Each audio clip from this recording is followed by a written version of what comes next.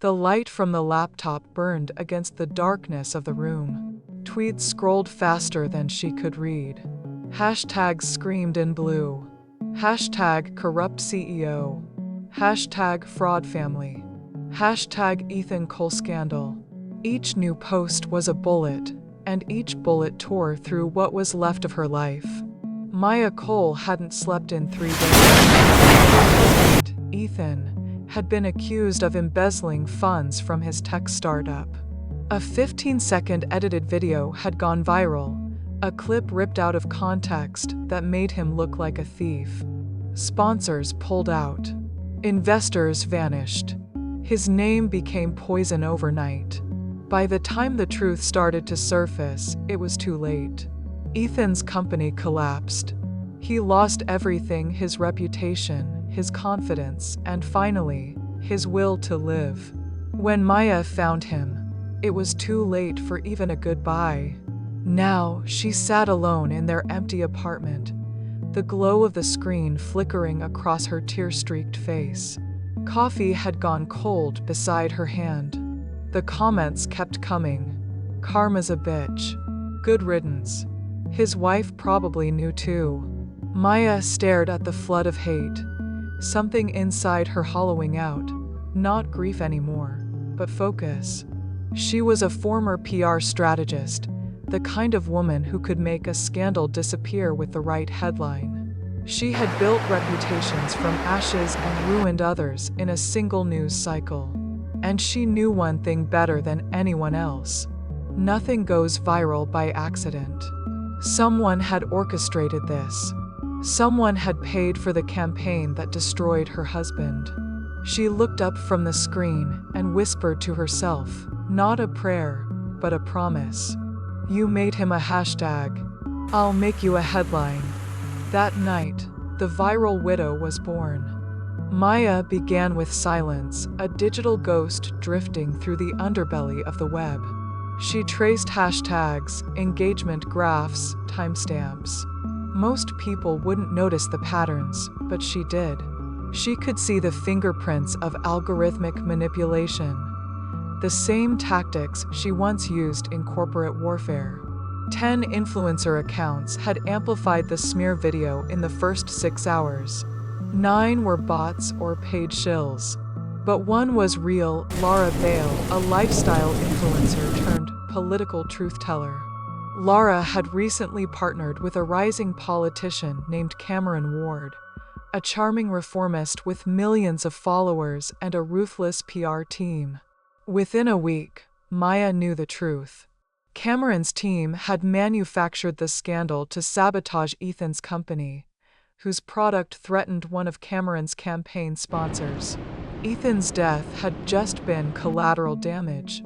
Maya didn't cry again. She just started planning. Her revenge wouldn't be loud. It would be precise.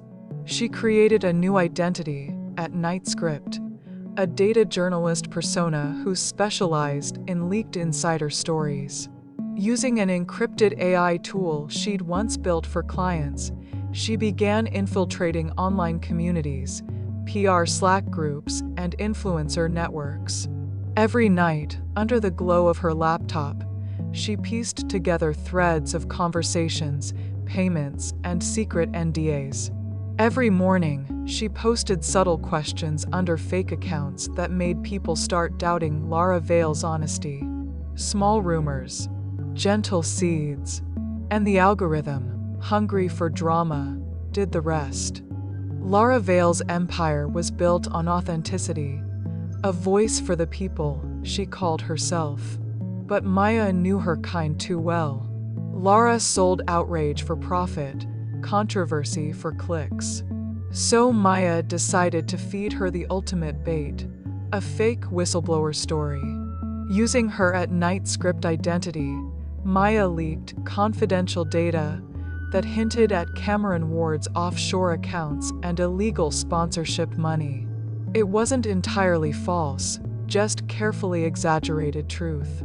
Enough to tempt Lara into chasing it. Lara bit immediately.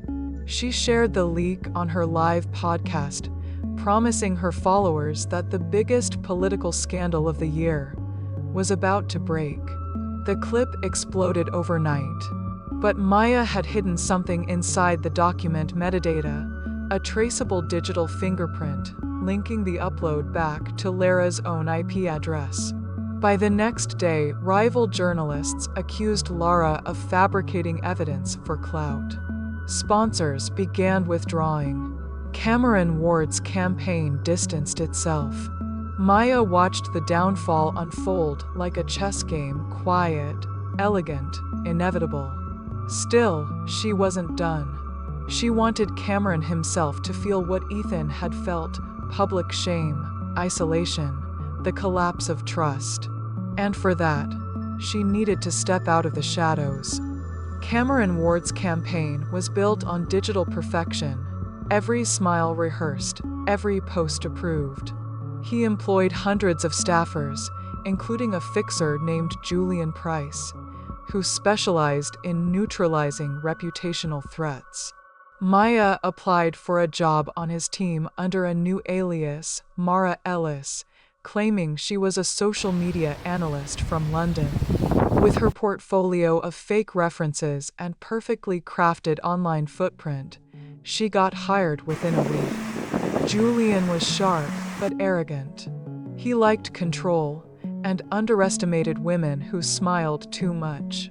Over the next month, Maya studied everything: the campaign's message drafts, their manipulation strategies, their bot farms. She discovered they even used fake tragedies to boost engagement, fabricated sob stories, deepfake videos, and paid commenters.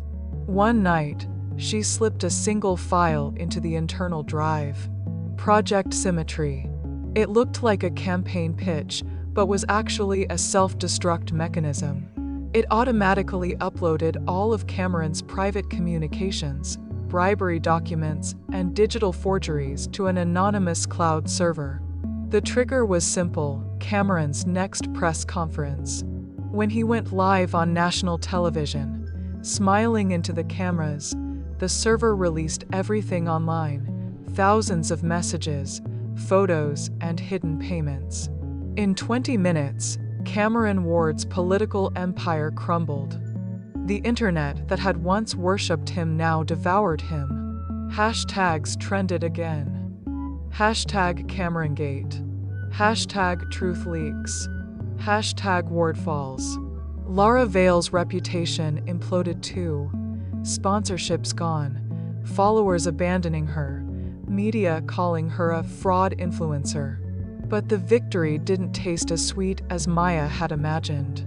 Julian Price discovered her identity. He tracked her IP, confronted her outside her apartment one rainy evening.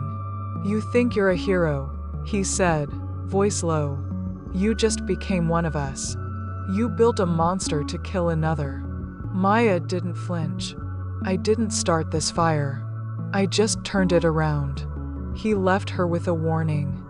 Once something goes viral, it never dies. Neither will you. Months later, Cameron was under investigation. Lara had disappeared, and the public had moved on: new scandals, new hashtags, new outrages. Maya had deleted her accounts, sold her devices, and moved to a quiet coastal town. She opened a small coffee shop by the pier, serving strangers who didn't know her face. But sometimes, late at night, she'd sit behind the counter with her laptop open, scrolling through old feeds. Once, she saw a post. #ViralWidow, the mysterious account that exposed corruption. Where is she now? She smiled faintly. Her reflection glowed in the dark screen, calm, sharp, unbroken. Then she closed the laptop and whispered to the night. "Online, nobody ever really disappears. Especially not me." The cup beside her had gone cold again.